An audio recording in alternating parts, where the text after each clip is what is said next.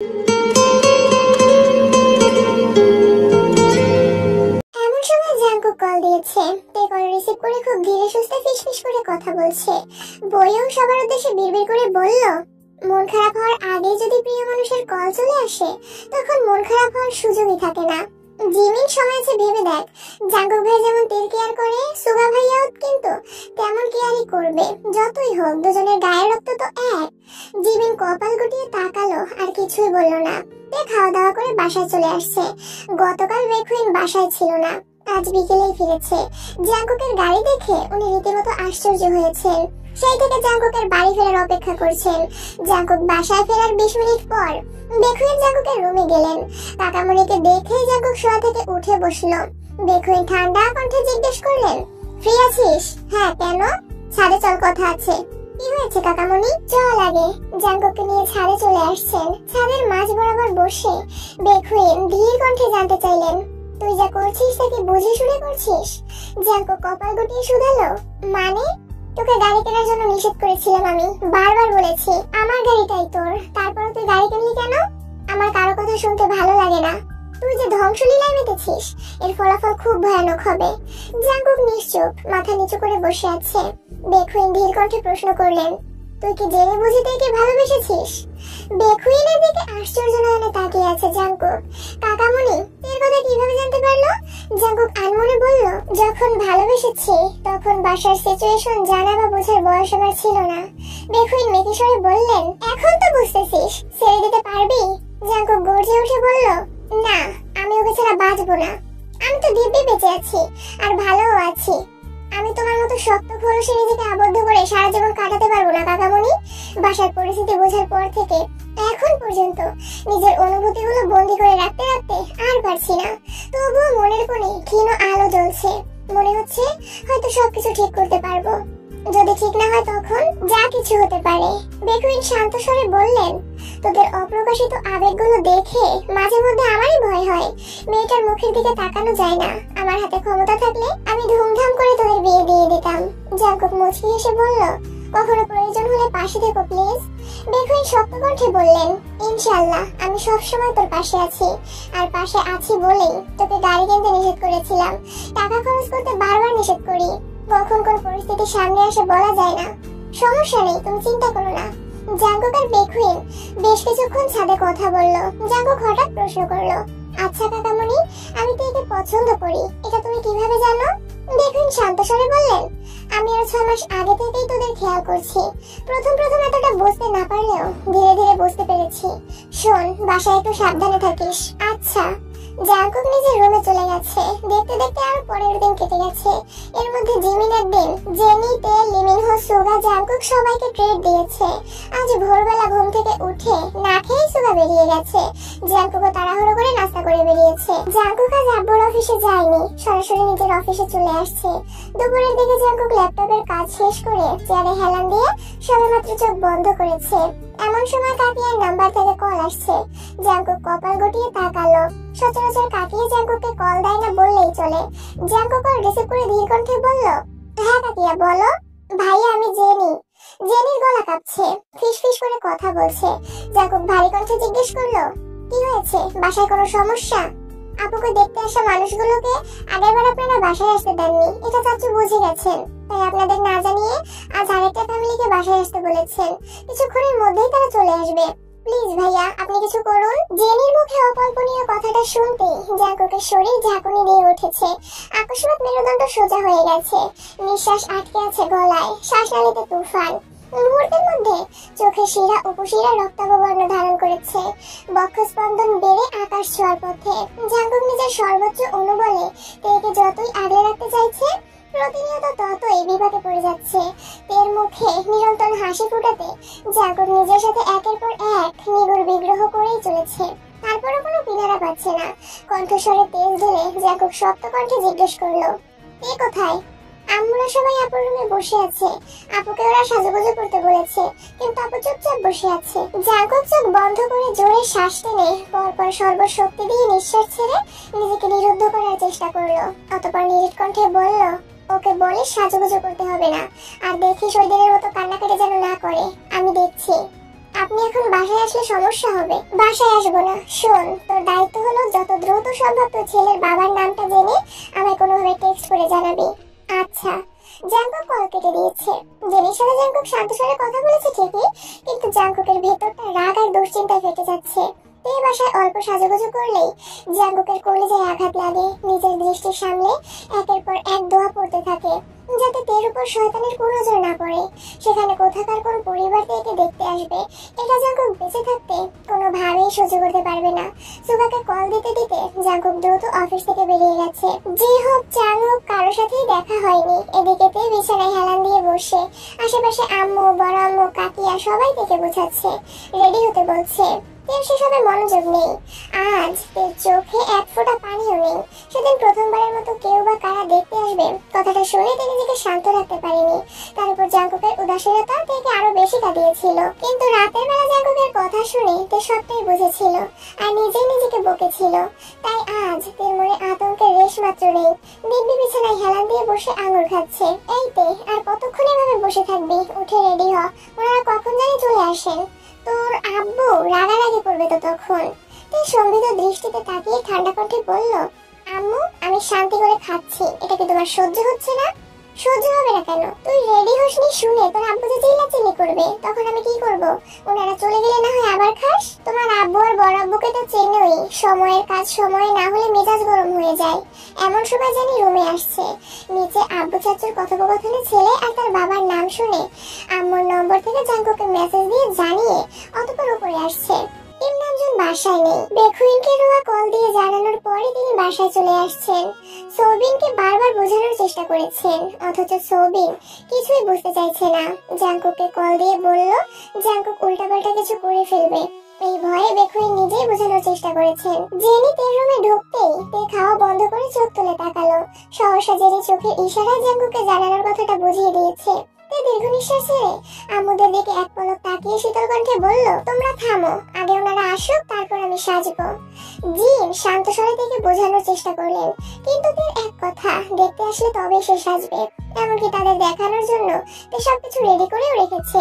ঘন্টা পেরিয়ে যাচ্ছে কিন্তু বাসায় মেহমান আসছে না। জিন আর রোয়া তের রুমে বসে আছেন, তবে সেদিকে জেনিতের কোনো মনোযোগ নেই। জেনিতের উপর হেলান দিয়ে শুয়ে তার স্কুলের গল্প করছে আর তে জেনির মাথায় হাত বুলিয়ে দিচ্ছে আর গল্প শুনছে। সৌবিন আর বেখুইন অনেকক্ষণ অপেক্ষা করলেন কিন্তু কেউই আসছে না। প্রথমে ভেবেছিলেন হয়তো জ্যামে আটকে আছে, এজন্য কল দেননি, কিন্তু অপেক্ষা করতে করতে এক প্রকার বিরক্ত হয়ে কল দিলেন সেই লোকের নম্বরে। প্রথমবারই কল রিসিভ হলো। সৌবিন তপ্তস্বরে জিজ্ঞেস করলেন, আপনারা কোথায় আছেন? লোকটা কাঁপা কাঁপা গলায় বলল, আমি অফিসে আছি। সৌবিন বিরক্ত ভরা কণ্ঠে জিজ্ঞেস করলেন, আমাদের বাসায় আসার কথা কি ভুলে গেছেন? লোকটা ঢোক গেলে কিছুক্ষণ থেমে অতঃপর বলল, না ভাই ভুলি নাই, কিন্তু একটা সমস্যা হয়ে গেছে। কি সমস্যা? লোকটা আরো কিছুক্ষণ চুপ করে রইল। সৌবিন এবার হালকা রাগী স্বরে বলল, কি হলো? আসলে ভাই কিভাবে বলবো, আমার ছেলে অন্য এক মেয়েকে পছন্দ করে, তাকে ছাড়া অন্য কাউকে বিয়ে করবে না বলেছে। তাই শুধু শুধু। সৌবিন রাগে কটমট করে বললেন, আপনার ছেলে অন্য কাউকে পছন্দ করে কিনা সে কথা কি আগে জানা উচিত ছিল না? আর সেদিন আপনার ছেলে তো সামনেই ছিল। আপনার আগ্রহ না দেখালে আমি তো আপনাদের কখনোই জোর করতাম না। লোকটা ভাঙা ভাঙা কণ্ঠে বললেন, আমাদের মাফ করে দিবেন ভাই, আর পারলে দোয়া করবেন। সৌবিন রাগে কল কেটে দিয়েছেন। নিজে দায়িত্ব নিয়ে বাসায় এত এত আয়োজন করিয়েছেন, সেখানে তারা আসবে না এটা তিনি মানতেই পারছেন না। আগের বার সুগারা কিছু একটা করেছিল ভেবে এবার জাঙ্কুক সুগাকে কিছুই জানায়নি, অথচ এবারও একই সমস্যা। সৌবিন মনে মনে ভাবছেন, ছেলে যদি অন্য কোথাও পছন্দই থাকতো তাহলে সেদিন আমার মেয়ের ব্যাপারে এত আগ্রহ দেখিয়েছিল কেন? আমার মেয়েকে দেখার জন্য তো উতলা হয়ে গিয়েছিল কেন? বেখুইন মিটি মিটি হেসে বললেন, থাক ভাইয়া মন খারাপ করো না। সৌবিন ভেতরে ভেতরে রাগে ফুঁসছেন, চোখ বন্ধ করে সোফায় হেলান দিয়ে বসে আছেন। বেখুইন উপরে গিয়ে তার রুমের দরজার সামনে দাঁড়িয়ে বলল, তোমরা যে যার রুমে যাও, ওনারা আসবেন না। আসবেন না কেন? ছেলের অন্য কাউকে পছন্দ। ফিক করে হেসে ফেলল। তের দেখা দেখি জেনেও হাসছে। জিন রাগে শুনে বললেন, এই তে হাসছিস কেন? তিনি আবারও বললেন, তোর আব্বু কোথায় কি ছেলে রেখে বলতো? আগেরবার কি সব অজুহাত দেখালো, এবার ছেলে বলে অন্য মেয়েকে পছন্দ করে। সকালেও তো শুনলাম ছেলে তোকে দেখার জন্য খুব আগ্রহী, এখন এসবের মানে কি?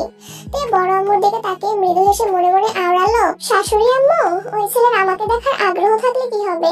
তোমার ছেলে তো বিন্দুমাত্র আগ্রহ নেই। তোমার ছেলে সবার সামনে যতই স্বাভাবিক থাকুক না কেন, আড়ালে ঠিকই আমাকে নিয়ে ভাবে।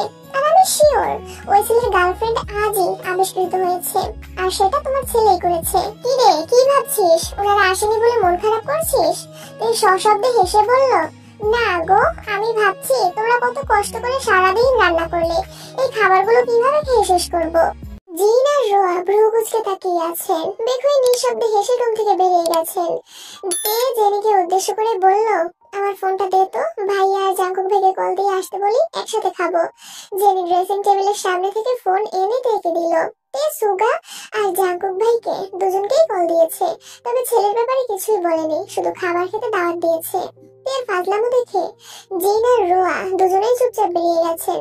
ওনারা চলে যেতেই তে আর জেনে নিজেদের মধ্যে ফিসফিস শুরু করে দিয়েছে। সন্ধ্যার আগে আগে জাঙ্কুক বাসায় আসছে। পরনে ছাই রঙের শার্টের হাতা কোণে অব্দি ফোল্ড করা, বুকের উপরের বোতামটা খোলা, চুলগুলো অগোছালো, শ্যামবর্ণের চেহারা ঘামে চিকচিক করছে। এক হাত পকেটে, অন্য হাত স্বাভাবিক রেখে বাসার ভেতরে ঢুকছে। সোফায় সোবিন বসে আছেন, ওনার পাশে ইয়ঞ্জন দাঁড়িয়ে আছেন। সোবিন অতর্কিতে নিজের মনের ভেতরে খুব প্রকাশ করছেন, আর ইয়ঞ্জন চুপচাপ দাঁড়িয়ে সব শুনছেন। জিনরা যে যার রুমে। বেখুইন একটা কাজ বেরিয়েছেন। জাঙ্কুক স্বাভাবিক ভঙ্গিতে সিঁড়ি পর্যন্ত এগিয়ে গেল। এক পলক মামনির দিকে তাকিয়ে কোমল কণ্ঠে বলল, মামনি, এক কাপ কফি করে দিবে প্লিজ? ইয়ঞ্জন জাঙ্কুককে দেখে সঙ্গে সঙ্গে বললেন, তুই ফ্রেশ হয়ে নে, আমি কফি বানিয়ে পাঠাচ্ছি। পাঠাতে হবে না, আমি ফ্রেশ হয়ে নিচে আসতেছি। জাঙ্কুক সচরাচর নিজের কফি নিজেই করে। সকালে মাঝে মধ্যে জিন নয়তো ইয়ঞ্জন করে দেন। আজ মূলত সোবিনের জন্যই অসময়ে মামুনির কাছে কফি চাইছে জাঙ্কুক, যাতে সোবিনের চিল্লাচিল্লিটা কমে। জাঙ্কুক দুটো সিঁড়ি উঠতেই সোবিন আর চোখে জাঙ্কুককে দেখে গম্ভীর কণ্ঠে জিজ্ঞেস করলেন, কোথায় ছিলে? অফিসে। কেন? সুগা কোথায়? আমি কি জানি। সোবিন সূক্ষ্ম নেত্রে জাঙ্কুকের দিকে তাকিয়ে আছেন। জাঙ্কুক মৃদু হেসে বলল, আমি কি যাবো চাচু? যাও। ইয়ঞ্জন কফি করতে রান্নাঘরে চলে গেছেন। সোবিন সোফায় চোখ বন্ধ করে বসে আছেন। জাঙ্কুকের কথাবার্তা খুব স্বাভাবিক, সন্দেহজনক কিছুই চোখে পড়েনি। সুগা জানলে এতক্ষণে সে অবশ্যই রিয়াক্ট করত, অথচ সুগাও এখন পর্যন্ত শান্ত। সারাদিন বাসায় ফিরেনি, বাসার কারোর সাথে ফোনে কথা বলতেও তিনি দেখেননি। তার মানে সুগাও কিছু জানে না। সোবিন দীর্ঘ নিঃশ্বাস ছেড়ে মনে মনে বললেন, সুগা জাঙ্কুক কিছু না জানলে এমনটা হলো কিভাবে? তাহলে কি সত্যি ওই ছেলের অন্য জায়গায় পছন্দ আছে? জাঙ্কুক কিছুক্ষণের মধ্যে ফ্রেশ হয়ে শার্ট পাল্টিয়ে টি শার্ট আর ট্রাউজার পরে নিচে আসছে। সোবিন তখনও সোফায় বসা, তাই জাঙ্কুক সোফায় না বসে সরাসরি রান্নাঘরে চলে গেছেন। কফির কাপ নিতে নিতে ধীর কণ্ঠে জিজ্ঞেস করলেন, কিছু হয়েছে নাকি? না, তেমন কিছু না। সোবিনের কড়া নিষেধ জাঙ্কুক কিংবা সুগার সামনে এর বিয়ে সম্পর্কিত কোনো আলোচনা যেন না হয়। জাঙ্কুক সবটাই জানে, তবুও নিজেকে স্বাভাবিক রাখার চেষ্টা করছে। জাঙ্কুক সোবিনকে খানিকক্ষণ পরখ করে শক্ত কণ্ঠে বলল, চাচুকে অতিরিক্ত টেনশন করতে বারণ করো, মেয়ের বিয়েই হলো না, এখনই চুল পাকিয়ে ফেলতেছেন, লোকে কি বলবে? জাঙ্কুকের দুষ্টুমি বুঝতে পেরে ইয়ঞ্জন মৃদু হেসে বললেন, আমাকে বলছিস কেন, তুই গিয়ে বল। জাঙ্কুক হাতে কফির কাপ নিয়ে এগিয়ে যেতে যেতে ডাকলো, চাচু। সোবিন জাঙ্কুকের দিকে সরাসরি তাকিয়ে আস্তে করে বলল, বলো। জাঙ্কুক ঠোঁট বেঁকিয়ে হেসে বলল, মামনি বলতেছে আপনার চুল নাকি পেকে যাচ্ছে, আপনাকে এখন আর আগের মতো ভালো লাগে না। সোবিন অনচ্ছ হেসে বললেন, তাই নাকি? এর মধ্যে ইয়ঞ্জন রান্নাঘর থেকে ফিরে এসে জাঙ্কুকের হাতে আস্তে করে থাপ্পড় দিয়ে বললেন, এই ফাজিল, আমি কখন এই কথা বললাম? জাঙ্কুক অনিশ্চয়তার স্বরে জবাব দিল, তুমি মনে মনে ভাবছিলে, ওইটাই চাচুকে জানালাম। ইয়ঞ্জন রাগে রাগে মুখ করে জাঙ্কুকের দিকে তাকিয়ে আছে। সোবিন জাঙ্কুক আর ইয়ঞ্জনের দুজনকেই কিছুক্ষণ দেখে গুরুভার কণ্ঠে বললেন, তাহলে আমার এখন কি করতে হবে? জাঙ্কুক ঢোক গেলে উষ্ণ স্বরে বলল, সবসময় হাসি খুশি থাকবেন, সবার সাথে স্বাভাবিকভাবে কথা বলবেন, নিজেকে সময় দিবেন, সাথে মামুনিকেও। বাকিটা মামুনি বলবে, আমি এখন পালাই। জাঙ্কুক টেবিলের উপর কাপ রেখে সিঁড়ির দিকে ছুটছে। সোবিন ঠোঁটে অস্পৃশ্য হাসি রেখে ইয়ঞ্জনের দিকে তাকালেন। জাঙ্কুকের অকপটে বলা কথাগুলো ইয়ঞ্জনের মনের অন্তরালে লুকানো অব্যক্ত অনুভূতি। ইয়ঞ্জন স্বচ্ছ দৃষ্টিতে জাঙ্কুকের দৌড় দেখছেন। 2-3 সিঁড়ি পাক দিয়ে দিয়ে দ্রুত দ্রুত উঠছে ছেলেটা। ওর উপরে ওঠার তাড়া দেখে মনে হচ্ছে সবেমাত্র কাউকে আহত কিংবা নিহত করে আসছে। আশেপাশে মসজিদে মাগরিবের আজান পড়ছে। সোবিন বসা থেকে উঠে উচ্চস্বরে ডাকলো, জাঙ্কুক, নামাজে যাবে না? জাঙ্কুক নিজের রুমে যেতে যেতে বলল, টুপি নিয়ে আসছি। সোবিন অজু করে জাঙ্কুকের জন্য অপেক্ষা করছেন। জাঙ্কুক অজু করে মাথায় টুপি দিতে দিতে নিচে আসছে। বাসায় আর কেউ নেই, তাই জাঙ্কুক আর সোবিন একসঙ্গে নামাজের জন্য বেরিয়েছেন। সোবিন যেতে যেতে হঠাৎই গম্ভীর কণ্ঠে জিজ্ঞেস করলেন, সুগা কি নামাজ পড়ে? ফজরে না হয় উঠতে পারে না, বাকি অক্ত কি পড়ে? জাঙ্কুক নিরুদ্বেগ কণ্ঠে বলল, আমি সবসময় নামাজের কথা বলি, কিন্তু বাইরে ঠিক মতো নামাজ পড়ে কিনা জানি না, তুমি একটু বুঝিয়ে বলো। সোবিনের ভারী কণ্ঠে বলা কথাতে জাঙ্কুক কপাল কুঁচকালো। সোবিনের মস্তিষ্কে যখন যা আসে তাই। এতক্ষণ তের ব্যাপারে ভাবছিল, এখন সেই ভাবনা এসেছে সুগা, তাও আবার সুগার নামাজ দিয়ে দুশ্চিন্তা করছেন। জাঙ্কুক মনে মনে আওড়ালো, সুগাকে নামাজে নিয়মিত করার ঔষধ আমার জানা আছে, খুব শীঘ্রই ঔষধ দিতে হবে। সোবিনের দিকে তাকিয়ে মৃদু হেসে জাঙ্কুক বলল, আপনি চিন্তা করবেন না, ফজর থেকে সুগাও আমাদের সাথেই নামাজ পড়বে, দেখো যদি উঠাতে পারো। জাঙ্কুক মুচকি এসে বলল, প্রয়োজনে সারা রাত না ঘুমিয়ে ফজরের নামাজ পড়ে একবারে ঘুমাবে। সোবিন জাঙ্কুকের কথা শুনে ক্ষীণ হাসলেন। নামাজ শেষে অফিসের কিছু কিছু বিষয় নিয়ে কথা বলতে বলতে বাসায় আসছে দুজন। ততক্ষণে তেরা সবাই নামাজ শেষ করে নিচে চলে আসছে। সুগাও বাসায় ফিরেছে। চার ভাই বোন মিলে সিরিয়াস কোনো আলোচনায় ব্যস্ত। তবে সেই আলোচনার কেন্দ্রবিন্দু হলো খাবার। জাঙ্কুক আর সোবিনকে একসঙ্গে বাসায় ঢুকতে দেখে সুগা ভ্রু কুঁচকালো। সচরাচর সবাই একসঙ্গে নামাজে গেলে কিম নামজুন আর সোবিন সামনে গল্প করতে করতে চলে যায়, পেছনে জাঙ্কুক, সুগা আর বেখুইন টুকিটাকি কথা বলে। সুগা না থাকলে জাঙ্কুক আর বেখুইন একসঙ্গে যান, তবে এই প্রথমবার বাসায় কেউ না থাকাতে জাঙ্কুক আর সুগার আব্বু একসঙ্গে বাসায় আসছে। তবুও এমন একটা দিনে জাঙ্কুকরা আসতেই ঘাড় ঘুরিয়ে জাঙ্কুককে দেখে নিল। জাঙ্কুকের মাথায় টুপি, সাবলীল ভঙ্গিতে আব্বুর সাথে কথা বলছে। তা দেখে তার হৃদয়ের ধুকপুকানি তীব্র হতে শুরু করেছে। জিন খেতে ডাকছেন, তাই কিম নামজুন আর বেখুইন ব্যতীত বাকি সবাই গিয়ে খেতে বসেছে।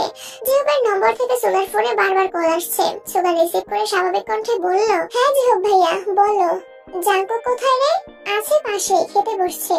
জাঙ্কুক বিকালে কাউকে না বলে হুট করে অফিস থেকে চলে গেছে, তারপর থেকে কল ধরছে না। কি হয়েছে, সবকিছু ঠিক আছে? হ্যাঁ একদম, ভাইয়ের ফোন রুমে, মাত্র নামাজ থেকে এসে খেতে বসেছে। তাহলে অফিস থেকে হুট করে চলে গেছিল কেন?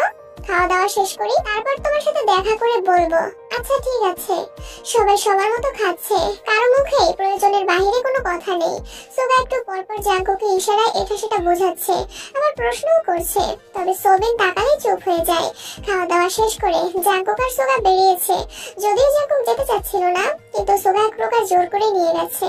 যেহবার জাঙ্কুক অফিস থেকে বেরিয়ে প্রতি সপ্তাহের সেই সুপরিচিত আড্ডাখানায় জাঙ্কুকদের জন্য অপেক্ষা করছে। জাঙ্কুক এসেই চুপচাপ বসে পড়েছে। জিন জোর করে একটু বেশি খাইয়েছেন, তাই এত নড়াচড়া করতে ভালো লাগছে না। এমনকি জাঙ্কুক বাইকও নিয়ে আসেনি, সুগার বাইক এসেছে। জেহব জাঙ্কুকে দেখেই উদ্বিগ্ন কণ্ঠে জিজ্ঞেস করলো, কি রে, কি হয়েছে তোর? অফিস থেকে কোথায় চলে গেছিলি? জাঙ্কুক ঠান্ডা কণ্ঠে বলল, আজ ওকে আবার দেখতে আসার কথা ছিল। কি? তারপর? এর মধ্যে সুগা বাইক পার্ক করে চলে আসছে। এসেই জেহবদের সামনে রাখা একটা চেয়ারের উপর নিজের ডান পা তুলে ডান হাতে 3 আঙ্গুল ভাঁজ করে বাকি 2 আঙ্গুল জেহবের কপালের কিছুটা উপরে মাথায় ধরে রাগান্বিত কণ্ঠে চিৎকার করলো, হারামির বাচ্চা, বিয়ে করার খুব শখ তোর, তাও আবার আমার স্পারোকে। বিয়ে তো বহুত দূর, তুই আমার থেকে কল্পনাতেও দেখতে পারবি না। সুগার গতিবিধি দেখে জেহব থ হয়ে গেছে। চা বিক্রেতা মামাও আটকে উঠেছেন। আশেপাশের কয়েকজন বিস্ময় সমেত তাকিয়ে আছে। জাঙ্কুক চেয়ারে হেলান দিয়ে বসে মিটি মিটি হাসছে। জেহব ঢোক গিলে কিছু বলতে যাবে, তার আগেই সুগা বাজখাই কণ্ঠে আবার বলে উঠল, don't say anything, I don't want to here anything from your mouth. যদি তোর মুখ থেকে একটা শব্দ বের হয়, তবে তোর বাপ এখানে এসে শুধু তোর লাশটাই পাবে। জেহব নিষ্পলক দৃষ্টিতে সুগার ক্রোধিত চেহারার পানে চেয়ে আছে। সুগার চোখে মুখে হাসি উপচে পড়ছে, তবুও নিজেকে শক্ত রাখার চেষ্টা করছে। জাঙ্কুক অবাক চোখে সেসব দেখছে। আকস্মাৎ জেহব হাসতে শুরু করলো। সুগা তখনও রাগী লুক করে চেয়ে আছে। জাঙ্কুক গরুভার কণ্ঠে বলল, তোর নাটক দেখানোর জন্য জোর করে আমায় নিয়ে আসছিস তাই না?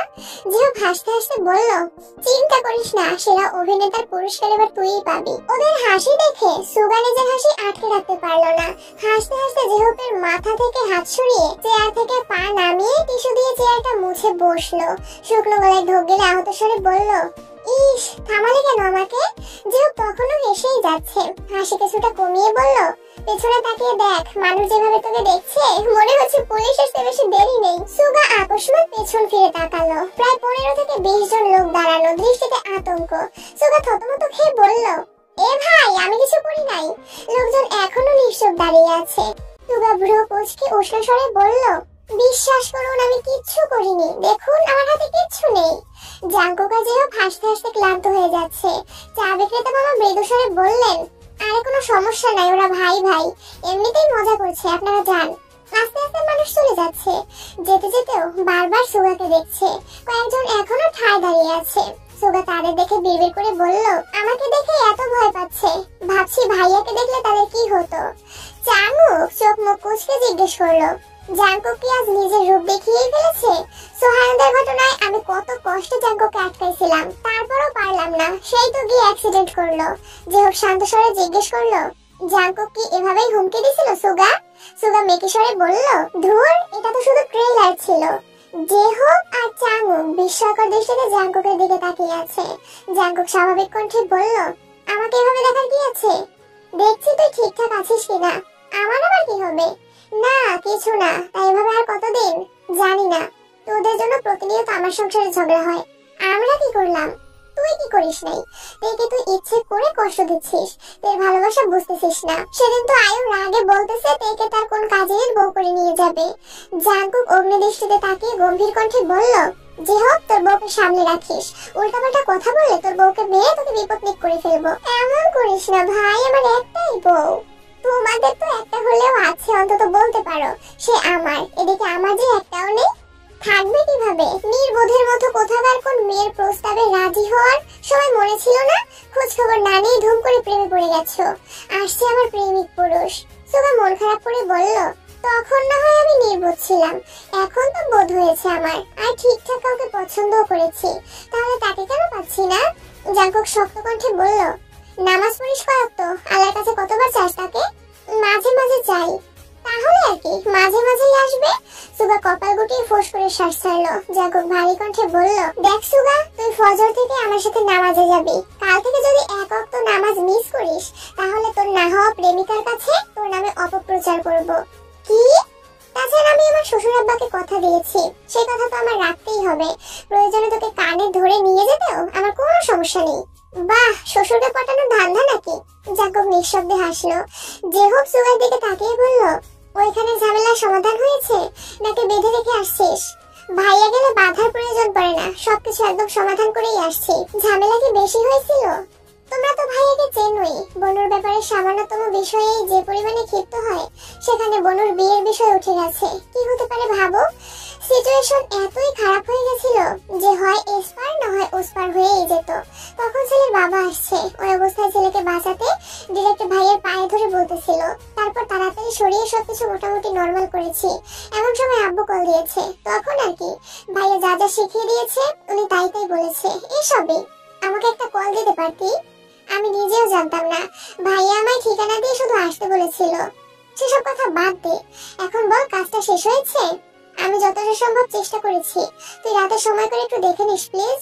আচ্ছা, ওরা চারজন বেশ কিছুক্ষণ আড্ডা দিয়েছে, তবে আজ বেশিরভাগ আলোচনা হয়েছে জিহুবের বিবাহিত জীবন নিয়ে। ঘন্টাখানেক পর জাঙ্কুকরা বাসার উদ্দেশ্যে চলে গেছে।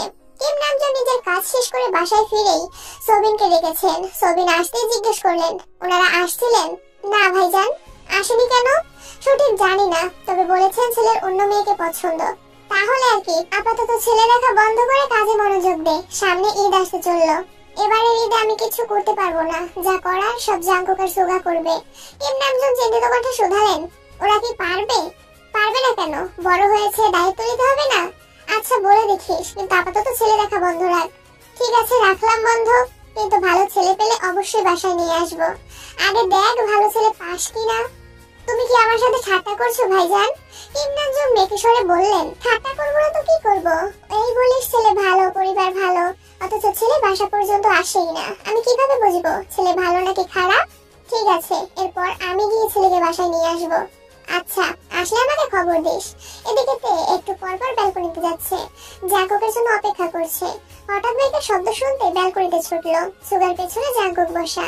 জাঙ্কুককে দেখে তের মুখে হাসি ফুটলো। জাঙ্কুক রুমে গিয়ে ফ্রেশ হয়ে বিছানায় ল্যাপটপ নিয়ে বসেছে। প্রায় 15-20 মিনিট পর তে আসছে। ভেতরে না ঢুকে দরজায় হেলান দিয়ে দাঁড়িয়ে জাঙ্কুককে দেখছে। জাঙ্কুক পূর্ণ মনোযোগ দিয়ে কাজ করছে। হঠাৎ নিজের ফোন নিতে হাত বাড়াতেই তেকে নজরে পড়লো। তে চোখে মুখে প্রশান্তির হাসি, আবেশিত দৃষ্টিতে জাঙ্কুককে দেখছে। জাঙ্কুক থেকে আপাদমস্তক দেখে উষ্ণ স্বরে বলল, কি ব্যাপার ম্যাম, বাইরে দাঁড়িয়ে আছেন কেন?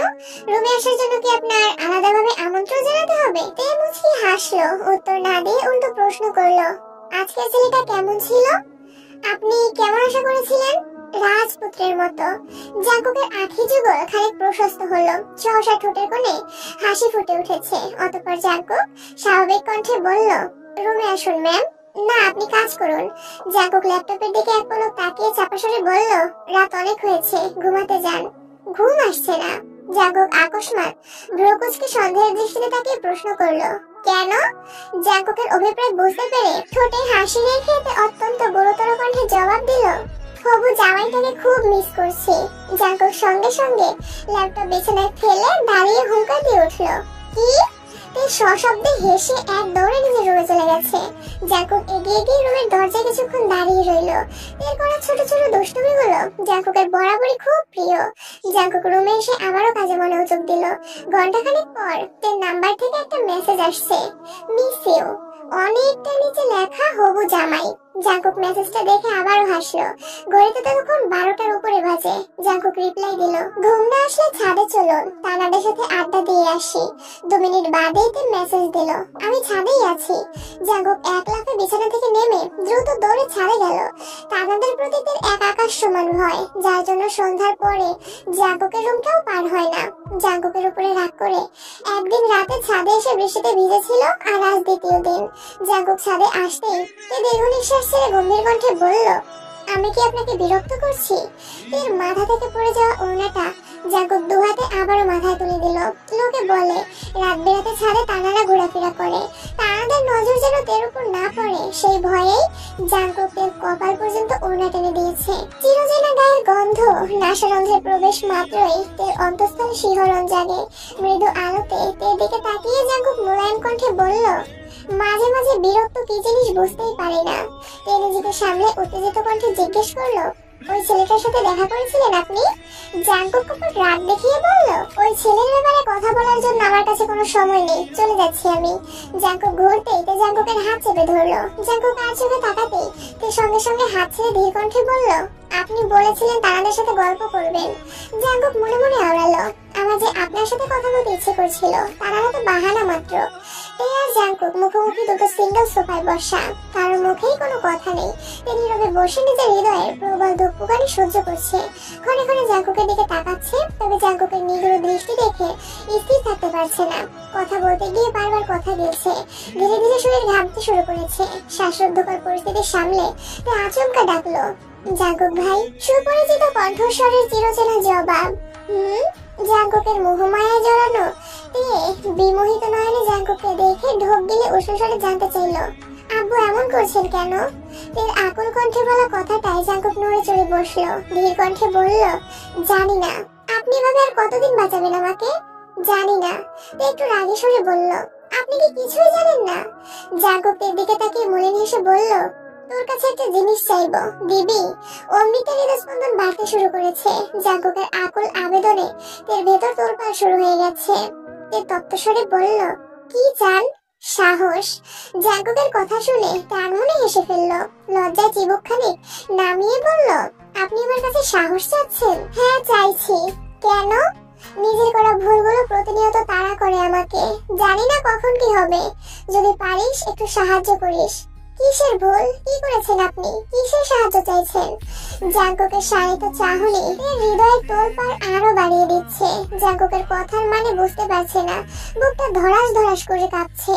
তের প্রখর নেত্রে দীর্ঘ সময় জাঙ্কুকে নিরীক্ষণ করলো, একবারের জন্য পল্লব ফেললো না। জাঙ্কুক দুহাতে নিজের মুখ ঢেকে বসে আছে, ভেতরে ভেতরে কাঁদছে। এটা বুঝতে পেরেই তে তড়িৎ বেগে জাঙ্কুকের কাছে এগিয়ে গেল। জাঙ্কুকের মাথায় হাত রেখে উদ্বিগ্ন কণ্ঠে শুধালো, জাঙ্কুক ভাই, কি হয়েছে আপনার? তের স্পর্শ পেয়ে জাঙ্কুকের ভেতরের কান্না কিছুটা প্রকাশিত হলো। জাঙ্কুকের কান্না দেখে তের জেহুবের গায়ে হলুদের রাতের কথা মনে পড়ে গেছে। তে আর্তনাদ করে উঠল, আপনি কাঁদছেন কেন? কি হয়েছে বলুন আমায়, প্লিজ প্লিজ বলুন।